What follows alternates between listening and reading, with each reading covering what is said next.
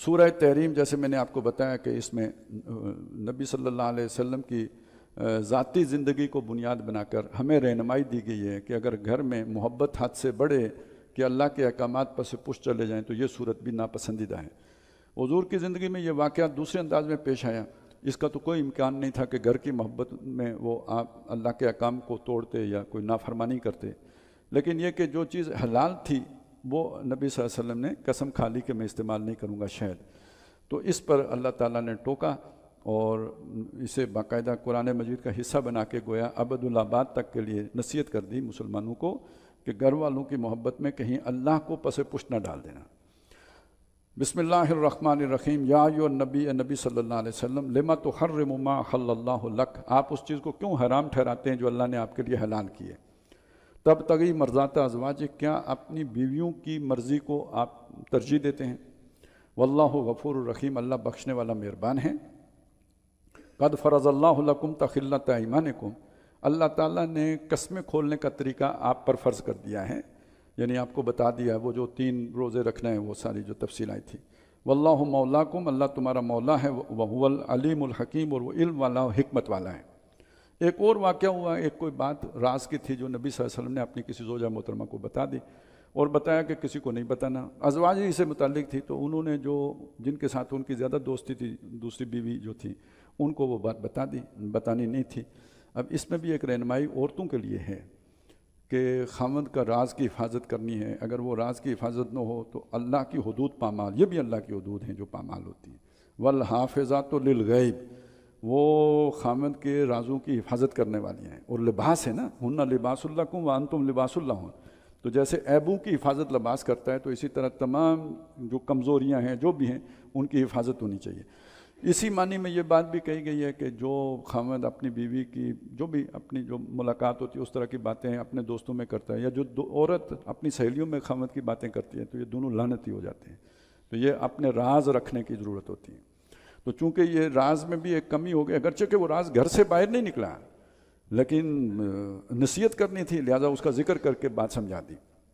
وَإِذَا سَرَّ النَّبِيُّ إِلَىٰ بَعْضِ أَزْوَاجِهِ حَدِيثًا، جب ایک بات چھپا کر نبی نے اپنی بعض بیویوں میں سے کسی کے ساتھ خفیہ طور پر کی، فلما نبأت بہ، تو اس نے اس کی خبر کر دی کسی کو، یعنی دوسری بیوی کو، وَأَظْهَرَهُ اللَّهُ عَلَيْهِ، تو اللہ نے وہ بات نبی کو بتا دی، عَرَّفَ بَعْضَهُ وَأَعْرَضَ عَن بَعْضٍ، اور وہ نبی نے جب آگے ذکر کیا تو کچھ بتائی اور کچھ سے، یعنی ساری بات نہیں کھولی لیکن اشارہ کر دیا کہ آپ نے وہ میرا راز نہیں رکھا۔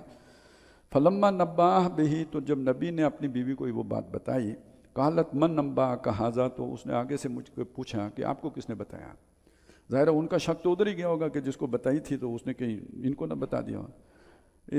اصل میں تو یہ بات یہ تھی کہ یہ بتانی نہیں تھی، بجائے معذرت پیش کرنے کے انہیں اگلا شبہ لائق ہو گیا کہ بتائی کس نے۔ یہ تو بات کی بات ہے کہ بتائی کس نے، پہلی بات یہ کہ آپ نے اس کو کیوں بتائی۔ تو اس پہ نبی صلی اللہ علیہ وسلم نے ذرا تھوڑا سا تلخ انداز میں فرمایا، قال نبأنی العلیم الخبیر، مجھے العلیم اور الخبیر نے بتائی ہے۔ اب یہ جملے کی گمبھیرتا کا آپ اندازہ لگائیں۔ اب اللہ تعالیٰ براہ راست ان دونوں بیویوں سے مخاطب ہو گیا، ان تتوبا الی اللہ، اگر تم دونوں اللہ کی جناب میں توبہ کرو، فقد صغت قلوبکما، تو تمہارے دل اس طرف مائل ہو چکے ہیں، جھک پڑے ہیں اس طرف۔ اب یہ بعض اوقات میاں بیوی کا عجیب معاملہ ہوتا ہے کہ وہ کبھی مطلب ایک دوسرے کو چاہ بھی رہے ہوتے ہیں لیکن کسی معاملے میں وہ سوئی پھنس گئی تو اب وہ دونوں اپنی اپنی جگہ اٹکے ہوئے ہیں۔ تو یہ کوئی اس طرح کا اٹکاؤ، وہ جو ایک ہوتا ہے نا وہ ناز ہی میں اٹکاؤ ہو جاتا ہے، تو اب وہ دل نہیں کرتا معذرت کرنے کا، مان رہا ہے دل لیکن منہ سے معذرت نہیں ہو پا رہی۔ اصل میں یہ چیزیں مردوں کو سمجھنے کی ہیں کہ اگر آپ اور طریقوں سے دیکھ لیں کہ ان کو احساس ہو گیا ہے تو عورتوں کے لیے بڑا مشکل ہوتا ہے کہ وہ آپ کے آگے اظہار ندامت کریں، اظہار افسوس کریں کہ جناب یہ وہ بات ہے جو حدیث میں آتی ہے نا کہ یہ ٹیڑھی پستی کی طرح ہیں، اسے اگر پورا سیدھا کرنے کی کوشش کرو گے ٹوٹ جائے گی، سیدھی نہیں ہوئے گی۔ تو یہ آپ کو کا پتہ ہونا چاہیے۔ اس کا فائدہ یہ ہوگا کہ آپ کو لگ گیا بس ٹھیک ہے اوکے، یہ ہے تعفو تصفحو و تغفرو، مردانگی یہ ہے۔ اور جو پرفیکشنسٹ ہوتے ہیں نا، کہتے ہیں بالکل سیدھا کر کے چھوڑوں گا، تو وہ طلاق دے کے چھوڑتے ہیں۔ یہ گھر اس کے بغیر نہیں چلتا، یہ سمجھیں۔ اسی لیے اکثر شاعروں کے نہیں چلتے، وہ جو یہ خاص مزاج کے جو لوگ ہوتے ہیں نا، پھر ان کے اصول پرست لوگ جو ہوتے ہیں، بہت زیادہ اصول پرست، باہر نہ بھی چلتی ہو اصول پرستی تو گھر میں تو چلنی آسان ہے، وہاں بھی نہ چلے تو کہاں پہ حکم چلائیں. تو یہ مسئلے مسائل ہیں، ذرا تھوڑے سیکھنے کے ہیں.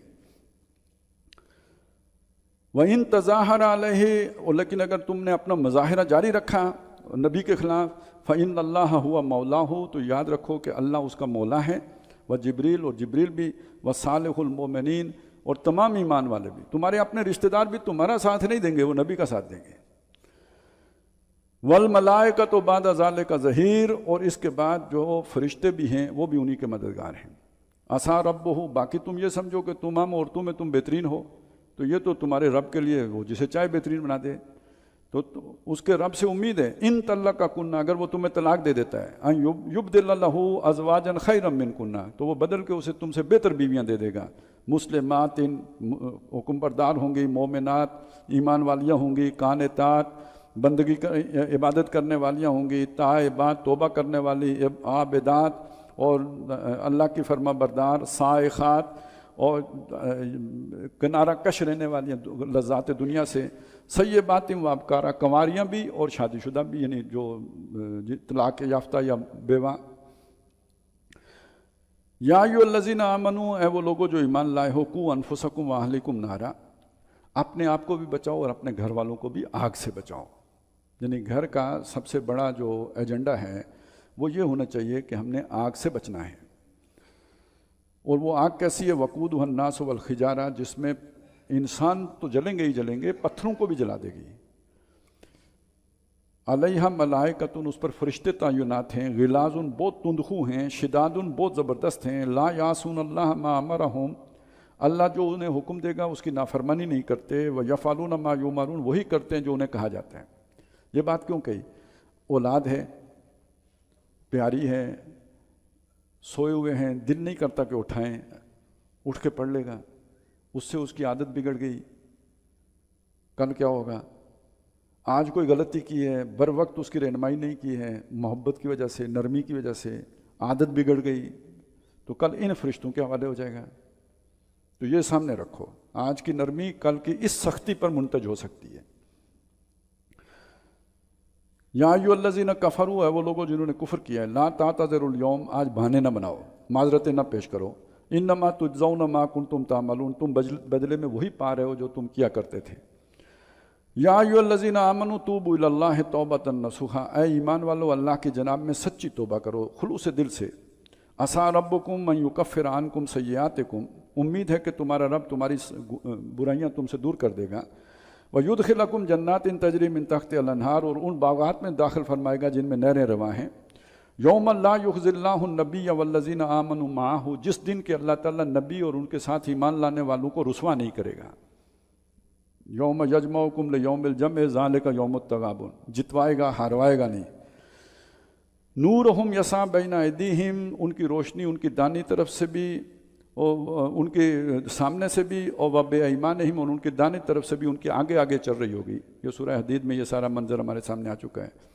یقولون ربنا اتمم لنا نورنا، وہ کہیں گے ہمارے رب ہمارے نور کو پورا فرما دے. یہ بھی حدیث میں آتا ہے کہ سب کا نور وہ برابر نہیں ہوگا، ظاہر ہے سب کا ایمان برابر نہیں، سب کا عمل برابر نہیں، تو نور کیسے برابر ہوگا؟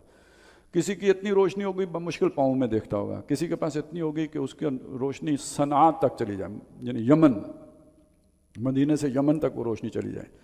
اب جس کی تھوڑی ہوگی تو اسے خطرہ ہوگا کہ یہ بجھی نہ جائے، تو وہ دعا کر رہا ہے ربنا اتمم لنا نورنا، اے ہمارے رب ہمارے اس نور کو پورا کر دے. واغفر لنا، ہمارے گناہ معاف کر دے. یہ اس کی وجہ سے یہ نور کم ہو گیا نا، تو وہ گناہ معاف کر دے. انک علی کل شیء قدیر، بے شک تو سب کر سکتا ہے. یا ایھا النبی جاہد الکفار والمنافقین، اے نبی صلی اللہ علیہ وسلم کفار کے ساتھ ساتھ منافقین سے بھی جہاد کیجیے. یہ بھی آپ کی نرمی کا ناجائز فائدہ اٹھاتے ہیں، جیسے بچے نرمی کا ناجائز فائدہ اٹھاتے ہیں، تو یہ بھی آپ کی نرمی کا ناجائز. وہ جیسے انہوں نے آ کے اجازت مانگی، قسم کھائی، جھوٹ بولا، آپ نے مان لیا، ذرا وہ جیسے ہوتے ہیں نا، آپ نے تحقیق نہیں کی ان سے، جرا نہیں کی ان کے اوپر، تو اس نرمی کا فائدہ اٹھاتے ہیں. تو ان پر سختی کیجیے. وغلظ علیہم، سختی کیجیے ان پر. ومأواہم جہنم، ان کا ٹھکانہ بھی دوزخ ہے. جیسے نرمی سے بچے بگڑ جائیں تو دوزخ جائیں گے، تو یہ بھی دوزخی ہیں. وبئس المصیر، اور لوٹنے کی بری جگہ ہے. اب اگلی جو آیات ہیں اس میں اللہ تعالیٰ نے اصل میں یہ سمجھایا ہے کہ دنیا میں یہ اللہ نے آپ کے جوڑے بنائے ہیں، مرد بھی ہے عورت بھی ہے، آخرت میں اپنی اپنی ہے۔ نہ مرد کا کفر عورت کو نقصان پہنچائے گا، نہ عورت کا کفر مرد کو نقصان پہنچائے گا، نہ مرد کا ایمان عورت کو جو ہے نا وہ فائدہ پہنچائے گا۔ ہر ایک اپنی اپنی کمائی لے کے آئے گا۔ لیس للانسان الا ما سعی، اور اس کے لیے بہت ایکسٹریم کی مثالیں جو یہاں پہ دی ہیں۔ ضرب اللہ مثلا للذین کفروا، اللہ نے کافروں کے لیے مثال بیان کی ہے، امرأۃ نوح وامرأۃ لوط، نوح کی بیوی کی اور لوط کی بیوی کی۔ ان سے زیادہ مومن کون ہوگا جو رسول ہیں، لیکن ان کی بیویاں کافرہ تھیں۔ کانتا تحت عبدین من عبادنا صالحین، یہ دونوں ہمارے دو نیک بندوں کے ماتحت تھیں، یعنی ان کی بیویاں تھیں۔ فخانتاہما، تو ہم نے ان کے ساتھ خیانت کی۔ ان کی خیانت بھی اصل میں راز افشا کرنا تھا، وفاداری والا، یعنی وہ کوئی بے حیائی والا مسئلہ نہیں ہے، راز افشا کرنے کا مسئلہ ہے۔ فَلَمْ يُغْنِيَا عَنْهُمَا مِنَ اللَّهِ شَيْئًا، تو اللہ کے مقابلے میں ان کے کام کوئی چیز نہیں آئی، وہ نوح اور لوط بھی ان کے کام نہیں آئے علیہ السلام۔ وَقِيلَ ادْخُلُوا النَّارَ مَعَ الدَّاخِلِينَ، اور کہہ دیا گیا آگ والوں میں داخل ہونے والوں کے ساتھ داخل ہو جاؤ۔ اب دیکھیں کفر کی اگر کوئی مثال ہو سکتی ہے تو فرعون سے آگے کیا ہو سکتی ہے؟ وَضَرَبَ اللَّهُ مَثَلًا لِلَّذِينَ آمَنُوا امْرَأَتَ فرعون، اور اللہ تعالیٰ نے ایمان والی عورتوں کے لیے مثال بیان کی ہے فرعون کی بیوی کی۔ اس قالت، جب اس نے کہا، اب دیکھیے دنیا میں اس سے بہتر زندگی اس وقت کیا ہو سکتی تھی جو عورت فرعون کے گھر میں ہے؟ کون سی آسائش ہے اس وقت کی جو اسے میسر نہیں ہے؟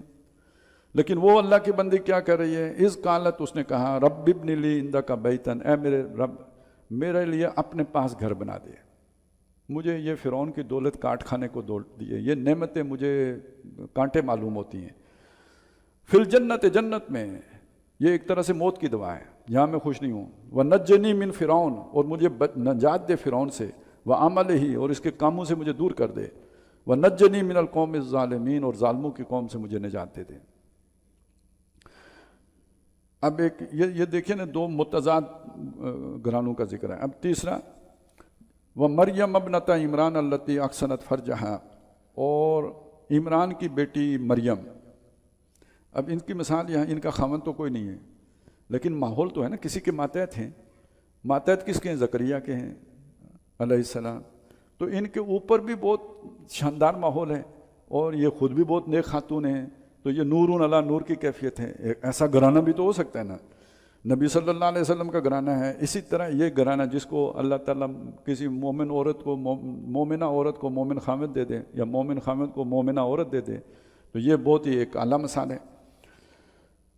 التی احسنت فرجہا، جس نے اپنی شہوت کی جگہ کی حفاظت کی، فنفخنا فیہ من روحنا، تو اس میں ہم نے اپنی روح میں سے پھونکا۔ تفصیل سے ہم سورہ آل عمران میں پڑھائے ہیں۔ وصدقت بکلمات ربہا، اس نے اپنے رب کے کلمات کی تصدیق کی، وکتبہ، اور اس کی کتابوں کی بھی تصدیق کی، وکانت من القانتین، اور وہ فرما برداروں میں سے تھی۔ اب ایک خانہ خالی نہیں رہ گیا۔ کوئی انتہائی برا مرد فرعون جیسے ہے، یا اس طرح اس کی بیوی بھی اس سے بڑھ کر بری ہو، تو اس کے لیے علیحدہ صورت ہے، ہم پڑھیں گے، تبت یدا ابی لہب وتب ما اغنی عنہ مالہ وما کسب، تو یہ پورا خاکہ بھر جاتا ہے۔ بارک اللہ لی ولکم فی القرآن العظیم ونفعنی وایاکم بالآیات والذکر الحکیم۔